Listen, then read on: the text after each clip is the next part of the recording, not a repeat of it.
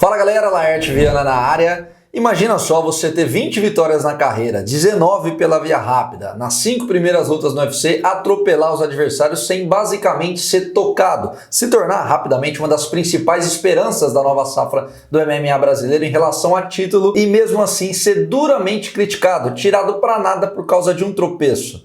Pois é, essa tem sido a realidade de Jailton Malhadinho em relação a boa parte das críticas e comentários nas redes sociais desde sábado passado, quando ele acabou sendo nocauteado por Curtis Blaydes no UFC 299 e perdeu uma sequência de 15 vitórias consecutivas. Isso explica muito porque aquela frase se torna cada vez mais conhecida, de que brasileiros não gostam de esportes, brasileiros gostam de campeões, adoram aplaudir quem está no topo, mas gostam ainda mais de chutar quem está caído. Temos diversos casos assim, de atletas que por mais vitoriosos que sejam, quando tem um tropeço, acabam sendo duramente criticados, atacados pelos haters. O que verdade seja dita, isso fala muito mais sobre quem ataca do que sobre quem é atacado. Entendam que a crítica ela é válida a qualquer um e não seria diferente com o Malhadinho. Ele não está imune a isso, muito pelo contrário, qualquer um de nós está ali para ser julgado e avaliado. De fato, há pontos a serem melhorados. Poderia ser um pouquinho mais agressivo no ground and pound, poderia de repente se testar mais na trocação em pé, poderia fazer isso ou aquilo, tá tudo bem, faz parte do jogo esse tipo de opinião, esse tipo de comentário. Porém, ser tirado para nada, dizendo por aí que o cara não merece ficar na elite, que não tem nenhuma chance de ser campeão e que é uma farsa, como eu vi muitos falando, aí eu já acho bem bizarro. Principalmente porque temos alguns pontos a serem considerados. O primeiro é de que aquela dúvida se o Malhadinho teria condições de quedar um wrestler de elite se encerrou de vez. Durante 5 minutos ele fez de boneco de pano aquele que para muitos é o melhor e mais pesado grappler da categoria. Jogou de um lado para o outro, aplicou incríveis 9 quedas só no primeiro round, estabelecendo um novo recorde na divisão dos pesados. Como é que vão dizer que não há pontos positivos a serem avaliados?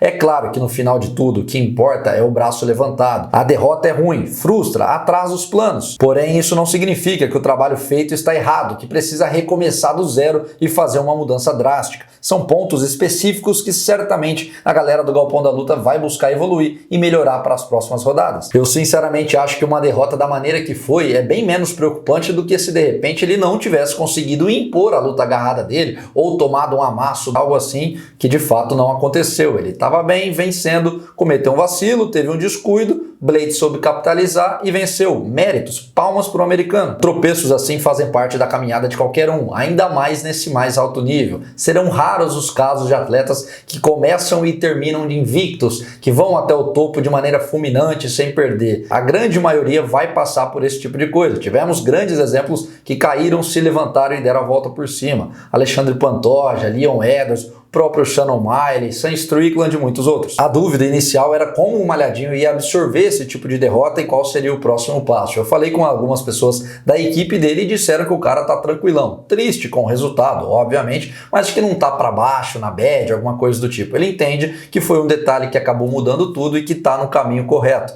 Inclusive, fiquem ligados porque eu falei com o Malhadinho no WhatsApp, provavelmente ainda essa semana ele vai passar por aqui dando uma entrevista exclusiva. Fiquem ligados no canal. Em relação ao próximo passo, como existe aquele ditado de que você é tão bom quanto a sua última luta, de repente para o Malhadinho seria bom tentar voltar o quanto antes, lutar agora no Rio de Janeiro, 4 de maio, vence, pega um nome interessante, se tudo der certo, vence. Eu acho que ele é favorito contra 95% da divisão ali, dependendo do encaixe técnico, e deixa, sacode a poeira, deixa esse resultado para trás e prova que continua sendo um real candidato à elite, ao posto de desafiante. Se a gente analisar o ranking ali, de repente um bom jogo seria contra o número 6, Alexander Volkanovski. Surge como ótima opção tanto pelo estilo quanto pelo encaixe e a exposição. É um nome bastante conhecido e relevante, figura na elite dos pesados há pelo menos 7 anos. Se o russo não topar, o vencedor de Taito Ivasa e Marcin Tybura, que se enfrentam nesse final de semana, também surge como uma boa alternativa. E antes que vocês digam aqui, pô, mas você tá com uma visão muito otimista porque é amigo do Malhadinho, tá passando pano, defendendo, eu queria lembrar vocês que sexta-feira, quando o Francis Ngannou foi atropelado no boxe, para quem assistiu o vídeo vai ver que eu também tive um discurso otimista. O Khamzat Chimaev, que muitos criticam e pegam no pé, quase sempre que eu venho falar do cara, eu olho o copo meio cheio. E os dois também são meus amigos, eu falo isso por uma questão pessoal.